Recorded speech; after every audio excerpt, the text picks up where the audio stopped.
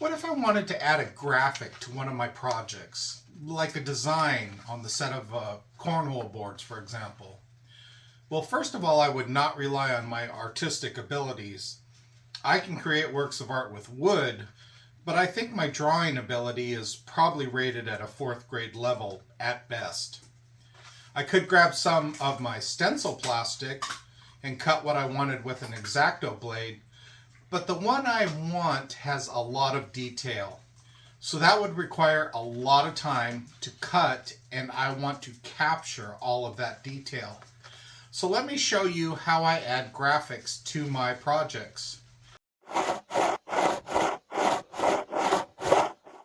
First, I will need label paper. I get the 2 labels per page, which I will link in the description. I will remove the labels and throw them away because I am interested in the paper that they were on. I want to use this glossy side where the labels were attached and my inkjet printer. I'm going to make a small mark in the center of the short side. I will do this by lining up the corners and doing a small pinch in the center. Do this for both sides. We do not need this for the long side because it is already marked in the center from where the labels were cut. Now let's head inside and pick out the graphic that we want. So now I'm going to show you how I do an image transfer. So first thing I'm going to do is I'm going to open up my Microsoft Publisher. I'm going to click on blank page, and then I'm going to select the portrait 8.5 by 11. I will then tell it to create. Now I want to change the page size, and the reason why is because I want to zero out all of these margins. So once I have that done, I say OK. Now you notice the little blue line is missing, and that's good. From there, I'm going to open up my browser. Now I already have one set up and ready to go.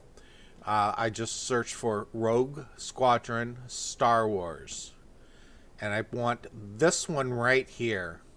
So I'm going to right click on that, and I'm going to save image as. File name, I'll just call it Rogue. I already have one there, so I will say Rogue. PNG is fine. I will click save. It will give me a warning. Yes, that's fine. Go ahead and overwrite it. Okay, so from here, now I need to get this image onto this page. So I'm going to click Insert, Picture, from File, and I'm going to go to Downloads. And there's the image I want right there. So I will insert that. Now I want to make it bigger, so I'm going to put this in the upper left-hand corner, and I'm going to drag it down. Now you notice I grabbed the, I'm going to Control Z that, put it back the way it was. Don't try and adjust it from here, or you'll get something funky like that. So I will Control Z that. Control Z is undo the last thing you just did. So I'm going to grab this corner, and I'm going to drag it all the way down to make it the full size of the page. One thing to note here, your printer does not print white. So anywhere that's white will now be the color of whatever wood you're working with. Next thing I want to do is, because this has words in it, so when I print it, it's going to basically print it this way, but when I transfer the image, it's going to be backwards. So I want to arrange, rotate or flip, and I'm going to flip horizontal. So now this is backwards and it will print backwards, but when I transfer it to my wood, it will be correct. So one more thing to note here, when you take this out of the printer, do not touch anywhere that has ink on it. If you do, it will smear. So from here, it's just a matter of printing my image. Now on my printer, I need to put the glossy or shiny side of the paper down, because when it prints, it's going to print on the opposite side. So from here, I can just do Control P. It'll pull up my print menu. And let's see, letters, everything looks good. I can go ahead and click print. That's printing now. And when it comes out, we will grab it and transfer it to our project.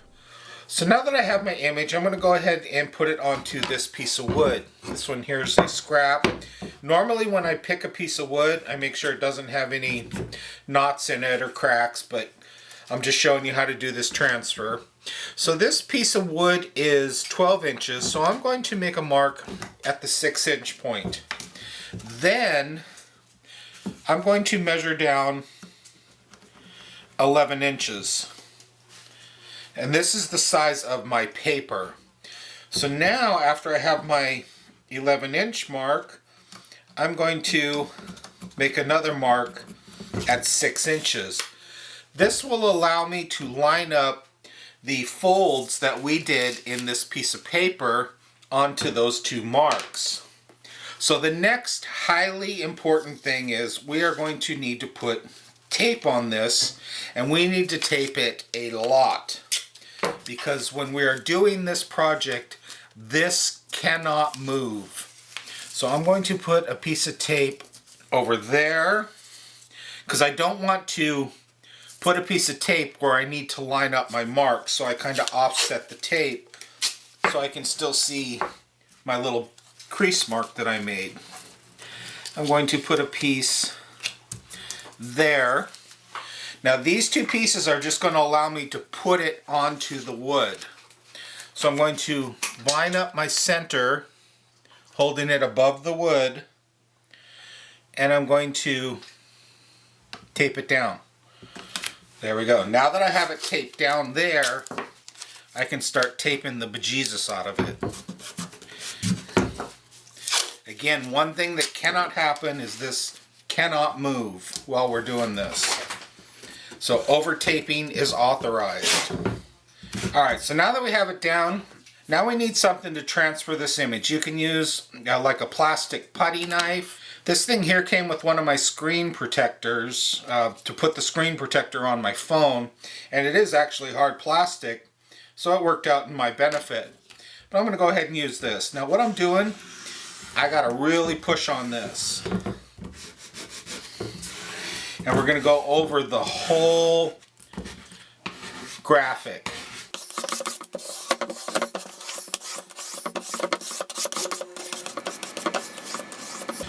So I went over this graphic about 4 times now. This will actually probably be my 5th. But I just made sure that I got every piece of this graphic pressing down pretty hard with this plastic putty knife. Now I'm going to remove my tape and see how it did. I'm going to remove the top first. And we're still at a point where this cannot move. So we got to do this kind of cautiously.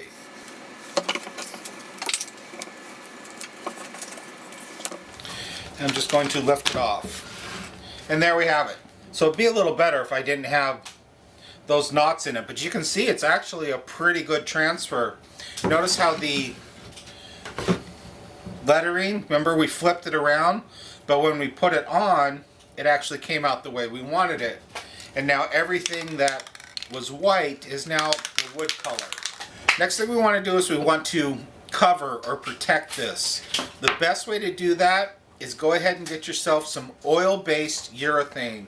Now, most of the projects that I make when I do these transfers are actually outdoor projects, so I have spar urethane. Spar is for outdoor projects. So now we need to put a coat of this urethane onto this graphic.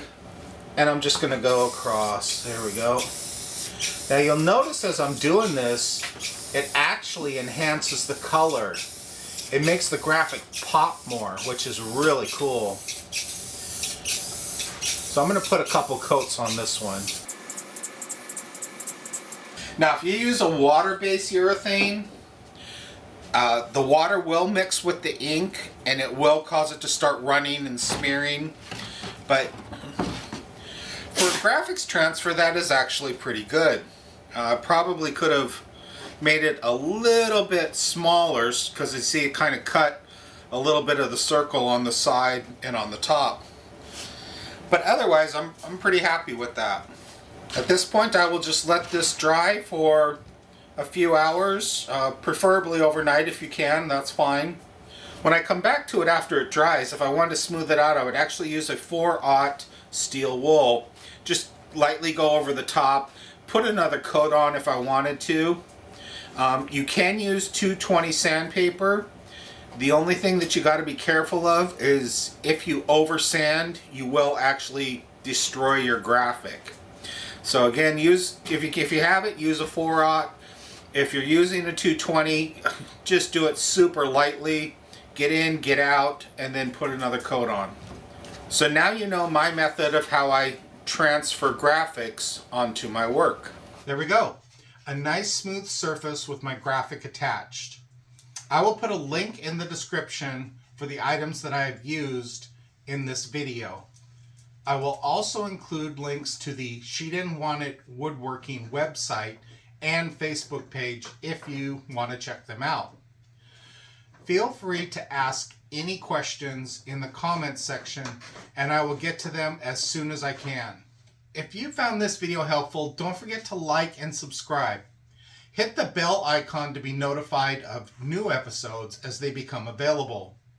If you are just learning the woodworking hobby, check out my Woodworking for Beginners video series. Until next time, keep it safe.